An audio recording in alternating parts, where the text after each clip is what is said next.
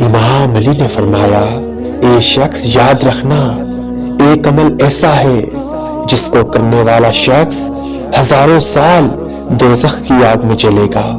تو ایک شخص نے پوچھا، یا علی وہ عمل کون سا ہے؟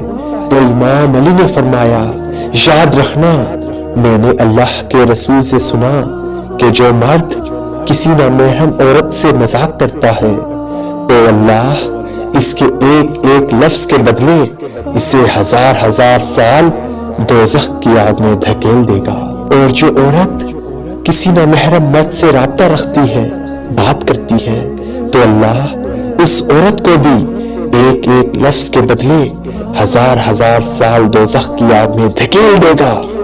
یاد رکھنا، نامحرم سے مذاق کرنا، فضول گفتگو کرنا، اپنے نفس کی خوشی کے لیے رابطہ رکھنا ایک ایسا بدترین عمل ہے جس سے ہزاروں گناہوں کی شروعات ہوتی ہے۔ تبھی اللہ اس انسان کے مقدر میں ہزاروں سال دوزخ کی آگ لکھ دیتا ہے۔